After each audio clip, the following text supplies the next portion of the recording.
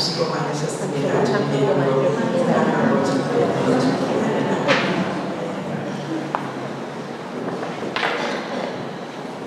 다른 목사님들하고 이렇게 목사님 설교를 어떻게 준비하세요? 그런 이야기를 많이 나눠보지는 못했어요. 그런데 이제 다른 목사님들 설교를 듣다거나 아니면 들으면서 때로는 이제 세미나에 참석을 하게 되면 각자의 이제 경험들을 이야기를 하게 되죠. 하나님의 말씀을 또 대언하는 데 있어서 어떤 방식, 어떤 또 하나님께서 주시는 상황 가운데 말씀을 준비하는지. 근데 저 같은 경우에는 보통 새벽 예배부터 시작해서 오전 중에 말씀 묵상하고 기도하고 그다음에 또 하나님 우리 사랑하는 성도님들에게 어떤 말씀이 이번 주에 필요할까요? 라고 묻고 또 기도하고 말씀 묵상하면서 거의 오전 중에 이렇게 말씀을 이렇게 받게 되거든요. 그런데 8월 달에 새로운 달이 되면 하나님이 말씀 안에 주신 가운데 이런 주제로 말씀을 나눴으면 좋겠습니다 라고 이렇게 고백을 하고 이미 8월 마지막 주까지 말씀을 다 준비를 하고 이렇게 이제 이렇게 말씀을 이런 식으로 조금 더 준비를 해야 되겠다고 했었는데 가끔 하나님께서 아니다 그 말씀 아니다라고 할 때가 있어요. 그러면 하나님 그전에도 주신 말씀 하나님의 감동으로 하나님께서 주시는 또 영적인 그런 계시로 인해서 받았는데 왜 그 말씀 못하게 하고 다 준비해놓잖아요. 거의 80% 90% 이렇게 해놓고 마지막 주일날 아침에 다시 한번 이제 점검하고 이렇게 또 기록하고 그러는 상황인데 가끔 가다가 아니다 그럴 때가 있어요. 이번이 그랬어요. 아니다. 그래서 왜 도대체요? 준비 다 해놨는데 이걸 전화 온다는데 그런데 마음의 감동을 주시기를 내 사랑하는 내 자녀들에게 위로가 필요하다라고 말씀하셨어요. 위로가 필요한 자가 있다. 제가 준비했던 말씀은 좀 위로보다는 다른 부분의 말씀이었는데 모든 걸 다 준비해놓고 하나님이 아니다라고 했을 때 그것을 내려놓는 것이 쉽지 않아요. 다 준비해놓고 전하는 자가 있어서 가장 중요한 건 순종. 늘 요즘 고백하는 것들이 하나님 정말 주님의 뜻 안에서 순종하기 원합니다. 내가 다 계획하고 또 하나님의 감동으로 내 계획이 아니라 하나님의 뜻대로 감동 주셨고 이렇게 감동 주셨는데 이거 하지 말고 저거 하라 그러면 어떻게 하라고요? 다시 준비해야 되잖아요. 그런데 주님께서는 가끔 이렇게 네 생각 내려놓고 또 상황에 따라서 이 부분 안에서 이걸 해줬으면 좋겠다라고 하실 때가 있어요. 아마 첫 번째는 저의 순종을 요구하시는 것 같아요. 그러니까 항상 하나님 앞에 따지는 게 그때로 감동 주셨잖아요.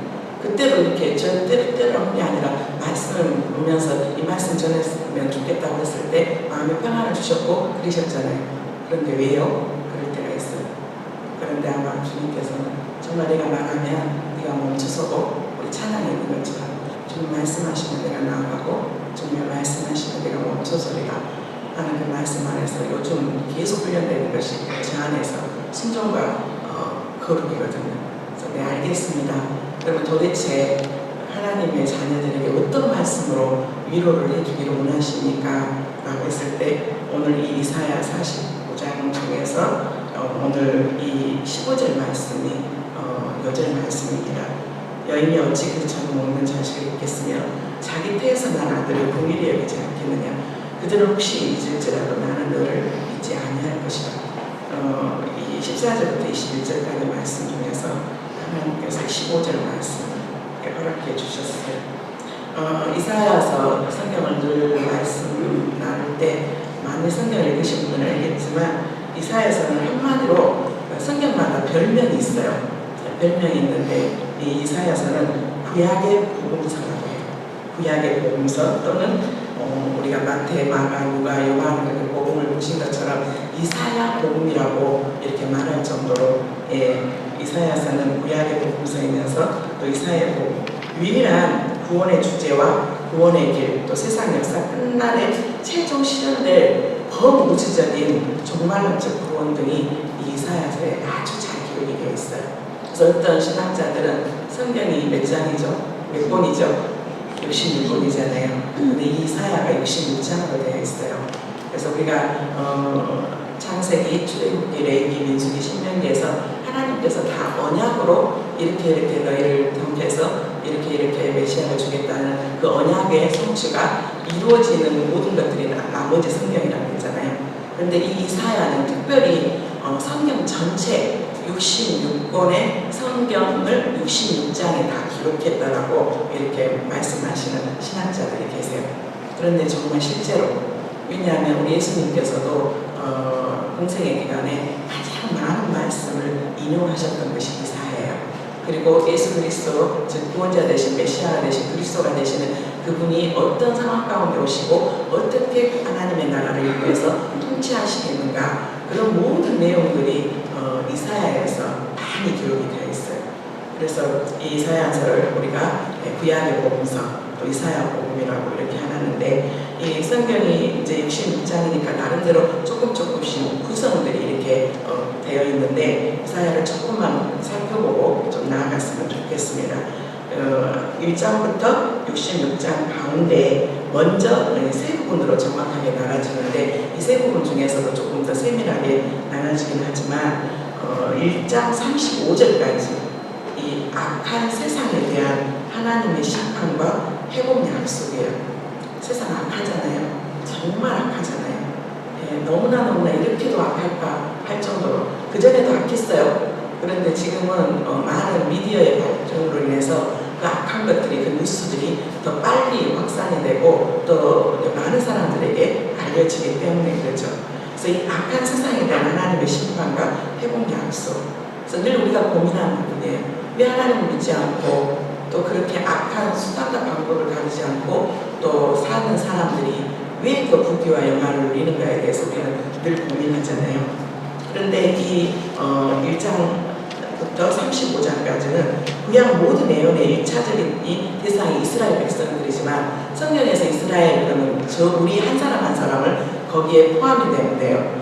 그러니까 구약에서 말한 유대인들만, 즉 아브라함의 후손인 유대인들만 이스라엘 민족이 아니라 바로 우리는 아브라함이 믿음으로 말미암아 하나님의 또 자녀가 되었던 것처럼 우리도 예수 그리스도를 믿는 믿음으로 말미암아 영적인 이스라엘이 됐거든요. 그러니까 성경을 읽으실 때 1차적으로는 하나님께서 모든 민족 중에서 가장 숫자도 적고 연약했던 육적 이스라엘, 유대인들을 이렇게 선택하셨지만, 그 유대인들에게 이스라엘아 들으라 라고 하는 모든 성경은 우리의 각자, 예수 그리스도 믿음 안에 있는 우리 각자에게 주신 말씀이에요. 그러니까 믿으나 들어라, 자기의 이름을 넣어서 이렇게 말씀을 하시는데, 이 선미 이스라엘의 후손인 남유다의 그 초점을 맞추는 것이 구약의 성경의 포인트예요. 그렇지만 또 그들 안에서 선민이기 때문에 책임감과 의무감이 있어요. 그들 안에서 정말 그들을 통해서 온 열방이 주께로 돌아와야 되는 첫 장자의 제사장 역할을 해야 되는데, 그들이 그러지 못했잖아요. 오히려 보이지 않는 하나님보다 또 우상 숭배들 안에서 더 빠지고 또 그거 안에서 또 쫓아가고, 그런데 정말 하나님께서 사랑하시기 때문에, 그들을 사랑하시기 때문에 때로는 죄를 지적하고 책망하고 그들에 대한 하나님의 심판을 단호히 선포하는 것이 또 선지서들의 내용이에요. 그래서 우리가 성경을 처음 읽을 때는 하나님 너무 잔인하다, 하나님 너무 무섭다, 왜 이렇게 하나님 이렇게 택하신 자녀들을 이렇게 징계하시고 이렇게 심판을 행할 수밖에 없나 하고 하나님 의심할 때가 있거든요. 그런데 우리가 늘 고백하는 내용이지만 성경을 읽으면 읽을수록 하나님의 마음이 느껴지는 거예요. 우리가 부부싸움 할 때도 처음에는 남편과 싸우고 아내하고 싸울 때 표면적인 이야기만 듣잖아요. 남편이 죽고 싶다, 부모님이 죽고 싶다 그러면 그 말이 진짜 죽고 싶다는 이야기가 아니죠. 나를 좀 봐줘라, 나 좀 위로 좀 해줘라, 나는 좀 나도 좀 나 좀 살아, 나 좀 봐줘, 나 좀 더 관심을 가져주고 나에게 조금 더 사랑을 좀 베풀어줘, 그 말이잖아요. 그래서 우리가 감기 안에서 더 기뻐지면 그 사람 이면에 들려있는 소리가 들려요. 그렇죠. 그게 진정한 사랑인데 하나님의 사랑도 마찬가지예요. 그러니까 표면적으로 하나님의 성경을 읽을 때 너무 잔인하다, 무섭다, 이렇게까지 하나님 심판하신가? 라고 하는데, 그 이면 안에 이렇게까지 심판할 수밖에 없고, 그래도 늘 우리가 기억해야 될 건 성경은 심판으로 끝나지 않아요. 뭘로 끝나요? 회복으로 끝나요. 회복으로 끝나요. 하나님이 정말 죄를 때로는 지적하고 책망하고 그에 대한 하나님의 심판을 단호하게 선포하지만 그것을 새롭게 하기 위해서 다시 하나님의 관계 안에서 하나님과 올바른 의의 관계를 회복하기 위해서 주님이 주시는 또 사랑의 매죠. 그러나 여기서는 단순히 남유다의 죄악에 대한 심판 선포뿐만 아니라 소망을 주세요. 그 소망이 뭐냐면 그들의 죄악에도 불구하고 그들로 하여금 온 세상 중 하나님을 아는 지식. 이스라엘에게 있어서 가장 큰 축복은 하나님을 아는 지식이에요. 먼저 믿는 우리에게 가장 큰 축복은 하나님을 아는 지식이에요. 하나님이 어떤 분이라는 것. 이 하나님을 아는 지식의 중심이 되게 하시려고 하나님의 은혜로우신 계획은 놀랍게도 많은 숫자가 아니라 남은 자요. 그러니까 참 안타깝지만 많은 사람들이 교회를 다니고 예수를 믿는다고 하지만 하나님의 구원의 역사 가운데 중심의 하나님의 일들을 이루어갈 자들은 남은 자예요. 그래서 이 이사야에서 어떤 이야기들을 많이 하냐면 남은 자를 통해서 그 남은 자가 많지는 않아요. 소수예요. 이 남은 자를 통해서 변함없이 진행될 것을 보여주고 있어요. 그리고 이 남은 자 안의 특징이 뭐냐면 하나님의 언약을 믿고 그 말씀에 순종하는 경건한 자들. 하나님의 말씀을 믿고 정말 그 말씀 안에서 또 순종하면서 살고자 하는 경건한 자들에게 하나님의 심판 선언 가운데도 소망을 주고 또 여호와의 신앙을 더욱 굳게 견지하도록 격려하고 있는 것이 바로 이사야서거든요. 한편 여기서 범죄한 유다를 심판하는 하나님의 도구로, 심판의 도구로 사용하는 나라는 역사적으로 아수르 제국이에요. 그리고 두 번째가 이제 36장부터 39장까지 어떤 내용이 있냐면 남유다에 그래도 선한 왕, 북이스라엘은 선한 왕이 한 명도 없거든요. 그 선의 기준은 뭐냐면 우상 숭배를 하냐 안 하냐. 그의 기준이 반면교사였던 지난주에 봤던 여로보암이 반면교사로서 그런데 북이스라엘은 한 명도 하나님을 온전히 섬기는 왕이 없었어요. 그런데 구약에는 다행히도 히스기야 왕이 있었어요. 근데 이 히스기야 왕의 시대에 세 가지 아주 중요한 역사적 사건들을 기록한 것이 바로 이제 36장부터 39장인데 또 안타까운 건 하나님께서 히스기야가 선한 왕이었지만 이가 완전한 자냐? 아니었어요. 하나님께서 선한 왕이라고 평가를 하지만 이 히스기야도 실수를 하죠. 마지막 부분에 이 히스기야는 하나님께서 죽을 병을 주셨음에도 불구하고 그가 간절히 하나님 앞에 기도할 때 15년 동안의 생명을 연장을 시켜주세요. 그런데 마지막 이 많은 것들이 회복이 되고 또 전쟁도 좀 그치고 그러면서 어떤 상황이 되냐면 하나님의 은혜로 기적적으로 생명을 연장받음으로써 인생의 참 구원자가 하나님밖에 없다는 것을 실제적으로 체험했거든요. 그러니까 우리도 신앙생활할 때 굉장히 주의하잖아요. 하나님의 그 은혜를 정말 많이 체험하고 많은 것들을 누리고 성령의 강력한 놀라운 은사나 그런 것들을 많은 것들을 맛보고도 마지막 때 우리가 타락할 수가 있어요. 근데 히스기야가 그랬어요. 이 하나님밖에 없음을 체험했음에도 불구하고 바벨론의 사신들이 이 남유다를 방문했을 때 이 히스기야 왕이 가지고 있었던 모든 보물과 무기를 자랑했어요. 하나님의 자랑이 아니라 그가 가지고 있었던 이 무기 또 보물. 우리는 정말로 누군가에게 뭔가를 자랑할 때는 그 자랑의 내용이 뭘까요? 내가 가지고 있는 어떤 재력, 내가 가지고 이게 지금 히스기야가 그랬단 말이에요. 내가 가지고 있던 어떤 물건, 내 자녀들도 자랑이 돼서는 안 돼요. 그러죠. 왜냐하면 하나님보다 앞서는 그 자랑은 반드시 그걸 통해서 아픔을 주거든요. 근데 이게 지금 이 모든 보물과 무기를 내보였어요. 하나님이 자랑이 아니라 하나님께서 우리 나라를 지키셔서 어떻게 이 구원의 과정들을 이끌었고 네가 살아난 것이 그것이 자랑이 아니라 자기가 가지고 있었던 모든 보물과 무기를 내보임으로써 자신의 힘을 자랑하는 교만함을 보이게 돼요. 이걸로 인해서 이사야 선지자를 통해서 책망받게 되죠. 바로 이 남유다가 바벨론에 의해 멸망받게 되리라는 예언을 듣게 됩니다. 그 대신 또 히스기야 때는 아니고 그 다음 그 후손 때 이러한 이 히스기야 안에서도 보면은 역시 인간은 전적으로 부패한 정말 하나님 앞에 완전할 수가 없구나 라는 생각을 히스기야를 통해서 알 수가 있어요. 하나님의 구속, 그럼에도 불구하고 하나님의 구속사역에 절대 필요성은 하나님의 방법들을 이루어가요. 그리고 마지막 부분이 40장부터 66장인데 이것은 하나님의 구원의 사역과 메시아 왕국의 영광이에요.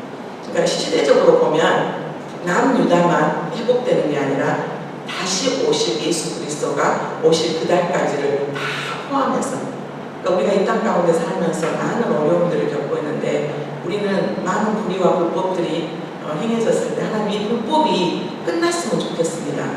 이런 일들이 없었으면 좋겠습니다. 요즘 대표적으로 이루어지는 여러 가지 동성애라든가 그런 집회들, 그런 것들이 사라졌으면 좋겠습니다. 사라지지 않아요. 더 득세할 거예요. 더 온 세계가 이제는 하나님께서 유일하게 주시는 축복, 성이 가정을, 즉 결혼을 통해서 주시는 축복이 부부 한 남자와 한 여자에게 주시는 축복이 바로 뭐냐면 성이거든요. 성이요.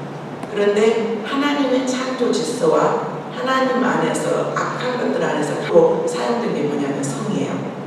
그 성 중에 그게 바로 동성애고, 그 다음에 혼전 순결 플러스 다 우리가 말하는 게이, 트랜스젠더, 레즈비언 다 것 없이 다. 그런데 절대로 없어지지 않아요. 예수 그리스도가 오시는 그날까지 더 득세하게 될 거예요. 그러면서 하나님께서 우리에게 요구하시는 것은 그럼에도 불구하고 너는 어떻게 구별된 하나님의 자녀로서 살아갈래? 이 어두운 가운데서 하나님께서 원하신 것은 특별한 하나님의 구별된 하나님의 백성들을 찾고 계시다는 거예요. 그러니까 이 세대에 물들어서 문화라는 이름으로, 인권이라는 이름으로 같이 동조할 것인지, 하나님의 말씀 안에 거룩한 하나님의 자녀로서 그 길이 가는 게 결코 쉽지 않아요. 주변에 8사람, 9사람이 다 그렇게 살고 있는데 하나인 내가 그 길을 가는 것이 결코 쉽지 않아요. 그런데 하나님이 엘리야에게 말했던 것처럼 너 혼자 남아있는 것 같이 너만 혼자서 그 거룩한 그 길 가는 거 하나님의 자녀로서 살아가는 거 힘들지? 아니야. 너 말고도 바르게 전하지 않는 7천만을 남겨놨어. 이게 이사야에서도 동일하게 말씀. 남은 자가 있어. 아무리 세상의 죄악이 가능하고 아무리 어둠이 더 진해질수록 하나님의 빛이 되는 자녀들은 더 빛날 거야. 더 빛날 거야. 지금은 같이 섞여 있어서 몰라요. 지금은 같이 섞여 있는지 모르는데 점점 어둠이 지나면 지날수록 빛은 아주 강하게 빛나게 될 거예요. 그래서 이 이사야 66장을 통해서 정말 예수 그리스도를 말미암은 정말 하나님의 온전한 구원의 역사는 1차적으로는 남유다가 바벨론에서 70년 동안 포로로 잡혀와서 이루어진 게 아니라 다시 오실 예수 그리스도가 다시 오실 그때가 오시는 우리가 알 수 없지만 그때 완성이 된다는 거. 그래서 우리가 이사야서를 읽으면 성경을 조금 알고 역사를 조금 안다는 사람들은 뭐라고 말하냐면 성경이 모순이네 라고 이야기해요. 이사야서를 읽을 때 남유다가 이렇게 회복되지 않았어. 남유다는 바벨론의 포로로 잡혀가서 70년 만에 본토로 돌아오지만 많은 어려움들이 있었어요. 땅에서는 살 수 있었지만 온전히 주권이 회복이 된 것도 아니었고 온전히 모든 것들을 정말 예수님이 초림 때 오셨던 예수님의 당시만 해도 그때도 로마 제국의 서국에 있었어요. 그래서 우리가 예수님 당시에 왜 정치적인 메시아를 그렇게 간절히 원했는가? 그 시대에 살고 있는 그 유다 백성들의 심정을 알면 이해할 수 있어요. 아이고 어떻게 그렇게 예수님 메시아인데 그렇게 대제사장들과 장로들이 그렇게 정치하고 종교가 결탁이 돼가지고 예수님을 십자가에 못 박이도록 로마 제국에 내줄 수가 있어. 우리가 그 시대에 살아보지 않았다면 말을 함부로 할 수 없는데 그들이 옳았다는 게 아니라 그렇게 할 수밖에 없었던 정치적인 메시아를 간절히 갈구했던 그들의 심정이요. 돈에 너무나 어렵고 힘들었다 보면 돈 하는 것이 정말 그들 안에서 그럴 수밖에 없었겠구나.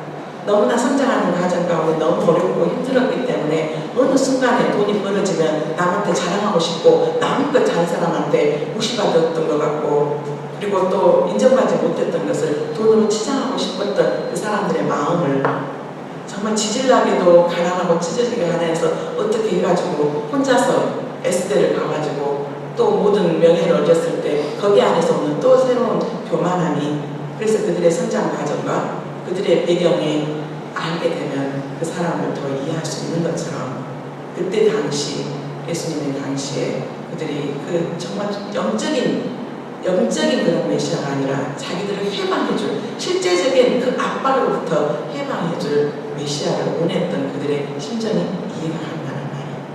그래서 이사야서를 읽으면 완전한 회복을 말씀하세요. 그런데 구약시대 때는 완전한 회복이 이루어지지 않아요. 100% 완전한 회복은 우리가 이 세상을 살아가면서도 이 고난이, 이 어마어마한 이 고통이 언제쯤 끝날까? 여러분, 우리가 늘 다 고백하잖아요. 파도 하나 지나고 나면 그 다음에 더 강한 파도 와요. 예, 터널 하나 지나고 나면 또 터널이 와요. 산 하나 넘고 나면 그거보다 더 높은 태산이 우리 앞을 가로막을 때가 있어요. 그렇지만 그래도 우리가 나아갈 수 있는 것은 오늘 주님께서 주시는 말씀이기 때문에 그래요. 오늘 우리가 읽었던 본문 말씀 안에 이제 잠깐 살펴보기로 하는데, 우리 안에서 아직도 너무 지치고 힘들고 너무 피곤하고 정말 포기하고 싶다, 심지어는 신앙생활도 포기하고 싶은 그런 마음이 들 때가 있을지도 모르겠어요. 그런데 오늘 우리가 읽었던 본문 말씀 안에서 하나님께 택한 백성을 향한 하나님의 사랑이 얼마나 크고 얼마나 위대하고 그런지를 우리가 좀 살펴봤으면 좋겠어요. 택한 백성을 향한 하나님의 사랑은 어떤 상황이나 어떤 환경 속에서도 변화하거나 강해지지 않는다는 거예요. 이게 믿음이잖아요. 우리 안에 상황들, 하나님 위로가 필요하다고 그랬는데 일주일 동안 살면서 정말 내가 어떻게 몸부림을 쳐도 되지 않은 상황들이요. 그게 건강의 문제가 됐든지 물질의 문제가 됐든지 조금 이 문제가 조금 해결됐으면 좋겠는데 도저히 정말 지금 이번 여름 동안 열심히 기도하고 하나님 앞에 간절히 또 말씀 보고 그러면은 조금 해결되려나 했는데 벌써 8월, 오늘이 25일, 또 8월이 지나가요.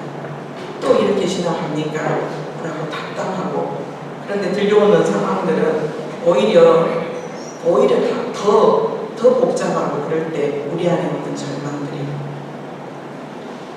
우리가 다 속사정은 알 수 없지만 무엇보다도 하나님께서 이번 주에 우리 내 사랑하는 자녀에게 위로가 필요한 자가 있다라고 말씀하셨는데, 택한 백성을 향한 하나님의 사랑은 어떤 상황이나 어떤 환경 속에서도 변하지 않는다고 먼저 저에게도 주시는 말씀이고, 이곳에 앉아있는 여러분들에게도 동일하게 주시는 말씀. 14절 말씀 한번 볼까요? 오직 시온이 이르기를 여호와께서 나를 버리시며 주께서 나를 잊으셨다 하였거니와. 시온은 이스라엘, 유다, 예루살렘을 다 대표해서 하는 이야기예요. 지금 이 상황이 어떤 상황이냐면 아시다시피 이 남유다가 바벨론의 포로로 잡혀가서 있는데, 하나님께서 70년이라고 말을 했지만 이들은 하루하루 사는 것이 너무나 고통스러웠어요. 포로로 살아간다는 것이 얼마나 고통스러워요. 자유도 없어요. 그냥 우리 안에서 내 자유의지 없어요. 그냥 그 포로로 잡혀갔던 그 나라 제국 안에서 각각의 죽으라면 죽어야 되고, 전쟁에 나가라 그러면 나가야 되고, 노역을 하라 그러면 해야 되고, 정말 그들 안에서 내가 선택할 수 있는 것은 하나도 없어요. 하나도 없는 상황 가운데 너무나 지치고 삶에 너무나 고나고 정말 딱 죽었으면 좋은, 딱 지금이 지옥이다 할 정도로 죽었으면 좋을 그런 상황 가운데 이들 안에서 정말 하나님을 향해서 하나님께서 나를 잊으셨어.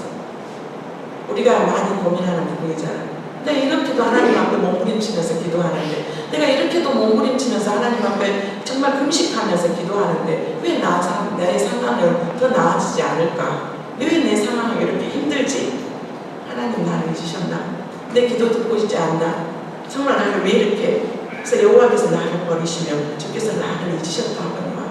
이게 정말로 어둠이 지나고 또 지나서 우리가 할 수 있는 고백이에요.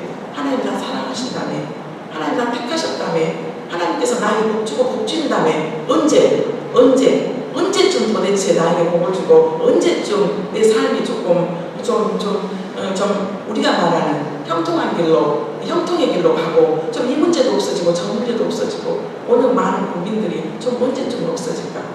우리 친정은 왜 늘 그 모양일까? 우리 시대는 왜 늘 그 모양일까? 우리 자녀들은 왜 그 모양이지? 내가 하는 일들마다 쭉 이렇게 힘이 들고 고날까? 그러면서 우리 안에서 고민하는 하나님에 대한 사랑이, 하나님에 대한 열망이 강하면 강할수록 이 고민을 하고 이 말을 해요.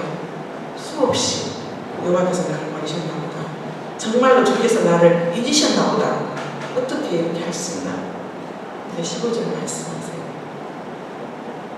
여인이 어찌 그 정먹는 자신을 잊겠으며 자기 태에서 난 아들을 긍휼히 여기지 않겠느냐. 그들은 혹시 잊을지라도 나는 너를 잊지 아니할 것이다. 여인이 하나님께서 이 세상에서 하나님 대신에 주시는 사랑이 있는데 그게 어머니의 사랑이래요. 그래도 하나님의 사랑에 정말 많이 못 미치지만 그래도 가장 비슷하다라고 하는 것이 엄마의 사랑이죠. 구성에도 있지만 그것도 갓난아이 막 태어났을 때 젖을 먹여야 되고 정말로 신생아 같은 경우에는 엄마가 보살펴주지 않으면 살 수가 없어요. 엄마가 젖주지 않으면 그때 유일하게 먹을 수 있는 것은 엄마의 젖이에요. 엄마의 젖으로 아이를 길러야 되고 엄마가 안아줘야 되고 엄마가 기저귀를 갈아야 되고 또 엄마 안에서 할 수 있는 것은 울음으로 자기 의사표시를 하는 것 그것밖에 없거든요. 근데 가장 큰 게 바로 여인이 어찌 그 젖먹는 아이를 그런데 그 말도 잘 못하는 아이들 안에서 때로는 성경에서도 보면 너무 상황이 어려우니까 이 아이를 삶아 먹은 경우도 있었어요. 전쟁으로 인해서 그것도 누가 아니라 북이스라엘 남유다가 먹을 것이 없으니까 오늘은 너 집 아이 잡아먹고 그 다음은 저 집 아이 잡아먹고 식량으로 먹을 때가 있었어요. 때로는 어찌할 수 없어서 우리의 자녀들을 때로는 어떤 상황 가운데 아이를 정말 못 키울 그런 상황도 있을 수 있어요.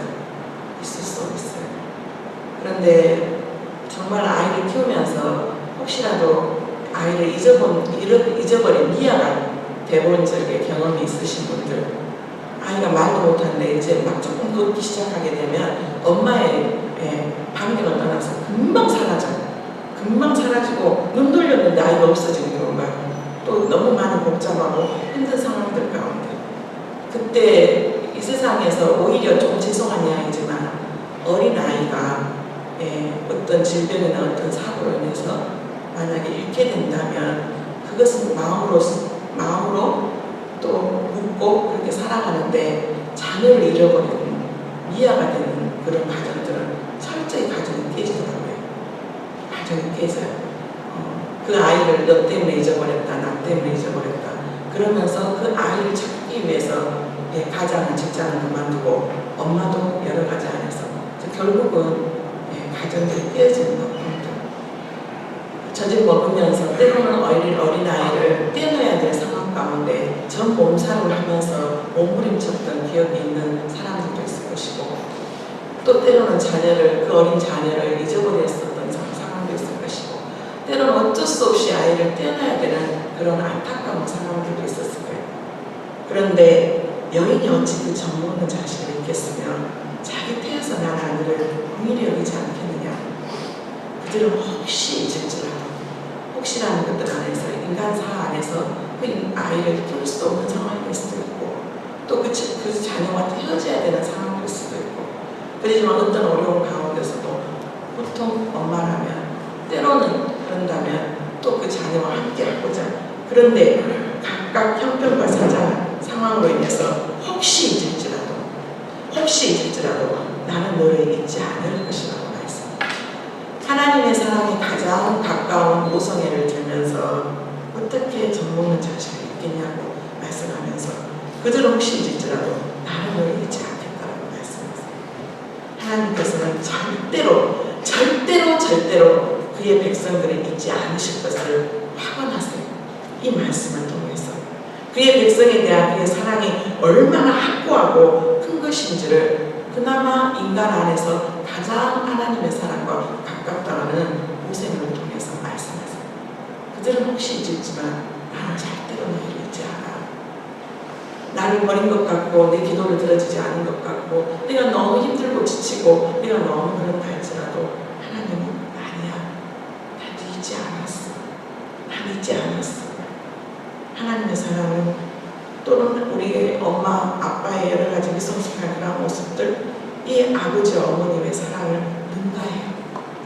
실로 하나님의 사랑은 백성들의 반역에도 불구하고 끝없이 우리가 불순종하고 끝없이 우리가 하나님의 뜻 안에서 아직까지도 거룩하면 많이 미치지 못하지만 그래도 하나님은 우리를 사랑하세요. 그들을 구원하시기 위해서 나를 구원하시기 위해서 자신을 내어주시기까지 베푸신 완전한 사랑이에요. 완전한 사랑. 그게 자꾸만 우리 안에서 고백이 안 되잖아요. 그런데 그 사랑 때문에 우리가 살아가고 있어요. 그러면서 16절에 뭐라고 말씀하세요? 네가 너를 손바닥에 새겼고 너의 성벽이 항상 내 앞에 있나니. 우리나라도 마찬가지였고 너희나 너는 내 것이야 할 때 몸에 따거나 손바닥에 도장을 찍었어요. 그것도 인주로 아주 뜨거운 것으로 우리나라 조선시대 때도 노비들에게 그것을 찍었어요. 추노라는 그런 드라마가 있었죠. 그래서 도망간 노비들을 잡아다가 다시 데리고 오는. 그래서 너는 영원한 내 것이야 라고 할 때, 그래서 우리가 결혼할 때 반지 주잖아요. 반지는 제일 사랑의 큰 분리라고 말하잖아요. 너는 내 것이야 라고.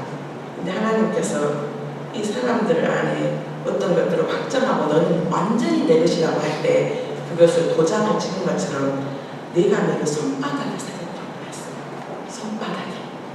이 손바닥에 새길 때 그냥 새겨지지 않은 거예요. 불로 지을 때도 어마어마한 고통이 따르고 요즘 너무너무 문신 많이 하더라고요. 정말로 하지 말아야 될 것들 안에서 여름이 되니까 많이 하는데 그것도 어마어마하게 고통이 있는데도 불구하고 왜 그걸 하는지는 모르겠지만 그걸 해요. 그런데 하나님은 우리에게 이 손바닥에 우리를 새길 때 이 새기는 데서 반드시 고통이 따라요. 반드시 내가 너를 내 손바닥에 새겼고 너의 성벽이 항상 내 앞에 있다. 이 예루살렘의 성벽이 무너졌어요. 바벨론을 위해서 철저하게 그 예루살렘 성벽을 복원했던 자가 누구냐? 느헤미야예요. 철저하게 예루살렘 성벽이 무너졌는데도 불구하고 이런 이스라엘, 즉 예루살렘의 한패함을 늘 기억하고 계시다라는 거예요. 내가 아파한 것을 같이 아파하고 싶다는 거예요. 내가 해결되지 않은 나의 고통을 주님께서는 같이 아파하고 있다. 혼자만 느끼는 것과 그래서 애롭잖아요. 그래서 애롭고 나만 덩그러니 남아있는 것 같고 그래서 오늘 내 안에서 애로움, 슬픔 늘 기억하고 계시고 반드시 회복시킬 것을 하나님께서 오늘도 말씀해 주고 있어요. 17절 내 자녀들은 빨리 걸으며 너를 헐며 너를 항폐하게 하는 자들을 내가 너를 떠나가리라. 너희를 정말 바로 세우기 위해서 썼던 그런 도구들 하나님께서 반드시 하나님의 때가 되면 그 모든 것들을 하나님께서 물리쳐 주신다는 말씀. 그런데 아직 기간이 남았어. 아직도 기간이 남았어. 우리에게도 가끔 가다가 말씀해 주시면 좋겠죠. 이스라엘 백성처럼 남유다처럼 70년이란다. 너 조금만 더 기다려. 지나놓고 보니까 아브라함도 25년이었고 지나놓고 보니까 요셉도 17년이었고 지나놓고 보니까 모세도 40년이었어요. 모세가 가장 길었어요. 왜 길었던 이유는 모세는 그 혈기를 참지 못해서 살인했어요. 살인. 나중에 그 40년 동안 광야에서 훈련시키면서 나중에는 하나님께서 내 마음의 온유함이 지면에서 가장 뛰어났다라고 모세를 나중에 평가해요. 그러니까 우리가 기질이 강하면 강할수록 더 훈련시켜요. 때로는 하나님 그래서 성경을 통해서 그래 하나님 저는 25년짜리니까 저는 17년짜리니까 13년짜리니까 하고 그러는데 50년, 40년은 좀 너무 길 것 같은데 모세가 40년 이스라엘은 70년 때로 우리한테 좀 가르쳐줬으면 좋겠어. 너 이제 이것까지 하고 난 다음에 그 다음에는 이제는 그 다음 길로 해야겠다. 말로만 성경으로만 말씀해 주지 나에게 꿈속에서 너 3년 남았다, 너 2년 남았다, 1년 남았다 그렇게 말해주면 얼마나 좋겠어요. 그런데 말씀 안 해주세요. 성경을 통해서 그냥 적용하는 거지. 예. 왜요? 하루하루 견디고 살아내는 것들 안에 자녀들을 빨리 걸으며 너를 헐며 너를 황폐하게 던져들 너를 떠나가리라. 반드시 지금 우리 앞에 있는 어마어마한 장애물들이 도저히 해결되지 않을 것 같은 것들이 반드시 하나님께서 떠나가게 하신다는 말씀이에요. 그 시간을 몰라요. 그죠? 그러면서 우리에게 다시 한번 당부하신 말씀이에요. 그럼 우리가 좌절하고 포기하고 수없이 낙담하는 극한 상황이 처한다 할지라도 우리를 영원히 버리지 않으시고 반드시 구원하실 하나님에 대한 신앙과 소망만 결코 잊어서는 안 돼야 된다고 하나님께서 18절부터 말씀해 주세요. 우리의 문제 안에서 그것만 바라보지 말고 주님께서 말씀하세요. 18절 내 눈을 들어 사방을 보라. 그들이 다 모여 내게로 오느니라. 나의 여호와가 이르노라. 내가 나의 삶으로 맹세하노니 내가 반드시 그 모든 무리를 장식처럼 몸에 차며 그것을 띠기를 신부처럼 할 것이다.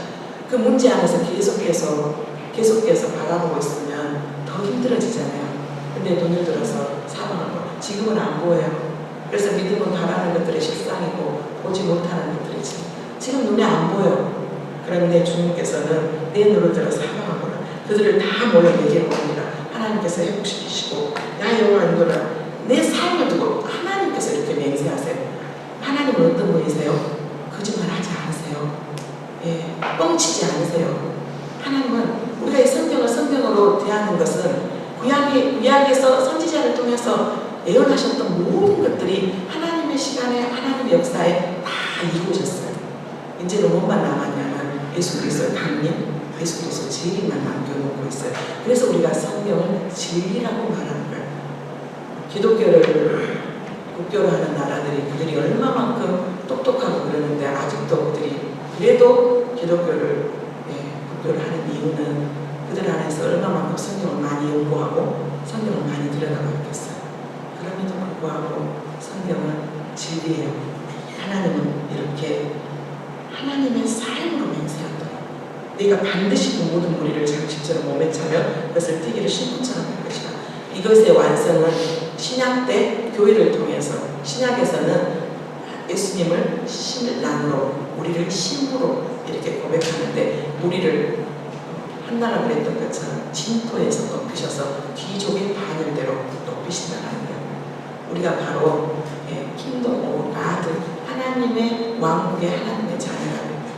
우리는 너무 지금 가진 것이 없고 초라하기 때문에 하나님의 자녀의 왕국에 하나님의 자녀의 권세가 얼마나 크다라는 것을 몰라요. 하나님 우리를 신부처럼 대하시네요. 근데 이게 언제 이루어지냐면 신약에서 부분적으로 이루어졌고 마지막 때 완전히 완성될 거예요.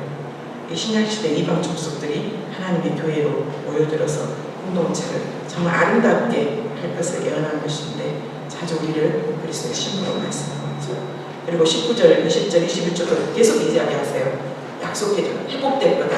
회복될 것이다. 반드시 내 보기에는 다 황폐한 것 같고 다 무너진 것 같고 다 없는 것 같고 다 끝난 것 같고 이제는 소망이 없어라고 하지만 하나님은 반드시 하나님의 일들을 이루시겠다라고 말씀하세요. 이는 내 황폐하고 적막한 것들과 내 파멸을 당하였던 땅이 이제는 주인이 많아 좁게 될 것이며 너를 삼켰던 자들이 멀리 떠날 것이니라. 우리 안에 정말 사단의 역사 가운데 우리 삶을 방해하는 것들도 떠날 것이고 진짜 우리를 바로 세기 위해서 악의 도구로 사용되는 모든 것들도 떠나게 될 거라고 말했어요. 자식을 낳았을 때 낳은 자녀가 후일에 내 귀에 말하기를 이곳이 내게 좁으니 넓혀서 내가 거주하게 하라니. 이제는 하나님께서 또 은혜 가운데 있으면서 여기는 이제 더 좁아. 여기는 더 좁아. 우리의 지경을 넓혀서 더 넓은 대로 이렇게 하나님께서 해주시겠다고 하는 것이 하나님의 우리를 향한 마음이에요. 지금 내가 조금 우리 부모 세대 때 조금 힘들고 조금 더 지쳐도 정말 어떤 상황 가운데 정직하고 어떤 상황 가운데도 정말 거룩하고 어떤 상황 가운데 좋은 것들을 심을 때 반드시 우리의 자녀 때 하나님께서 그것들을 보게 될 거예요. 그래서 이제 우리 자녀들이 이제는 더 뻗어나가고 지경들을 더 뻗어나가겠다는 말이 이 말씀이에요. 예. 지금은 정말 하지 않고 별볼게 없지만 하나님의 말씀 온전히 붙들은 저희들에게 원합니다. 네. 정말 이제 접어서 내가 더 고주하지 못해. 더 나아가자. 더 뻗어나가자. 21절 그때 내가 내 마음에 이르기를 누가 나를 위하여 악을 하는고 나는 자녀를 잃고 외로워졌으며 사로잡혀 유리하여는 이들을 누가 양육하고 반드시 앞에 고난이 있어요. 반드시 우리가 생각하지 못한 많은 연단과 시련과 환난과 많은 핍박과 눈물이 많이 있어요. 그러는데도 불구하고 하나님은 하나님의 자녀를 오늘 15절에 말한 것처럼 엄마는 그 아기를 잊을 수 있지만 하나님은 결코 잊지 않고 손바닥에 새겼대요. 손바닥에 새겼고 반드시 내가 너와 함께하겠다고 말씀하시죠. 네. 이 말을 믿으시니까 아멘. 이 말씀 안에서 우리가 지금 여러분들 상황, 교회 상황, 우리 각 가정의 여러 가지 형편들 많은 어려움들이 있을 줄 압니다. 그렇지만 오늘도 이 예배 자리에 나와 여러분들을 주님의 이름으로 축복하고 그러면서 주셨던 주님의 찬양이 뭐였냐면 광야를 지나려 했어요.